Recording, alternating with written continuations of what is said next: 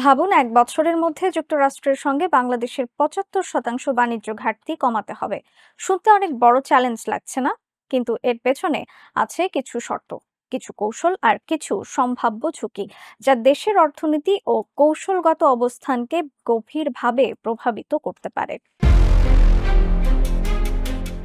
বাংলাদেশ সরকার যুক্তরাষ্ট্রের সঙ্গে আগামী ১ বছরের মধ্যে ৭৫% বাণিজ্য ঘাটতি কমানোর লিখিত প্রতিশ্রুতি দিয়েছে বলে জানিয়েছেন বাণিজ্য উপদেষ্টা বশির আহমেদ।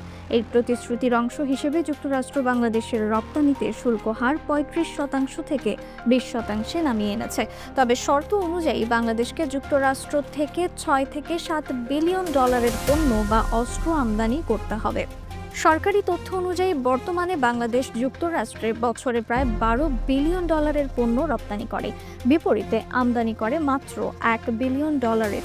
এত বড় পার্থক্য কমিয়ে আনা অত্যন্ত চ্যালেঞ্জিং হবে বলে সংশ্লিষ্টরা মনে করছেন। বাণিজ্য ঘাটতি কমাতে যুক্তরাষ্ট্র থেকে গম, সুতা ও ভোজ্য তেল আমদানির পরিকল্পনা রয়েছে। ইতিমধ্যে ৫ বছরে ৩৫ লক্ষ টন গম আমদানির চুক্তি হয়েছে। তবে রাশিয়া ও ইউক্রেন থেকে যে গম তুলনামূলক সস্তায় আসে, যুক্তরাষ্ট্র থেকে তা আমদানি করলে পরিবহন সহ ব্যয় বেশি হবে। একইভাবে সুতা ও ভোজ্য তেল যুক্তরাষ্ট্র থেকে আমদানি করলে ব্যয় বেড়ে যাবে, যা দেশের সাধারণ মানুষের জীবনযাত্রায় প্রভাব ফেলতে পারে। অর্থনৈতিক চুক্তির অংশ হিসেবে আগামী ডিসেম্বরের মধ্যেই চট্টগ্রাম বন্দরের নিউ মোরিং কন্টেইনার টার্মিনাল সহ ৩টি গুরুত্বপূর্ণ টার্মিনাল বিদেশি কোম্পানির হাতে দেওয়ার সিদ্ধান্ত হয়েছে। এসব অপারেশন পাবে সংযুক্ত আরব আমিরাত ভিত্তিক ডিপি ওয়ার্ল্ড ও সৌদি আরব ভিত্তিক রেড সি গেটওয়ে।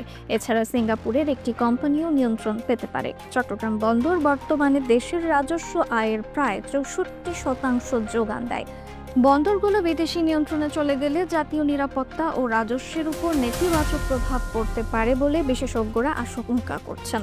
বিশ্লেষকরা বলছেন, বৈশ্বিক ভূ রাজনীতিতে চীনের উত্থান ঠেকাতে যুক্তরাষ্ট্র এশিয়া অঞ্চলে প্রভাব বিস্তার করতে চায়। বাংলাদেশের বন্দর ও সমুদ্রপথ তাদের কাছে কৌশলগতভাবে গুরুত্বপূর্ণ।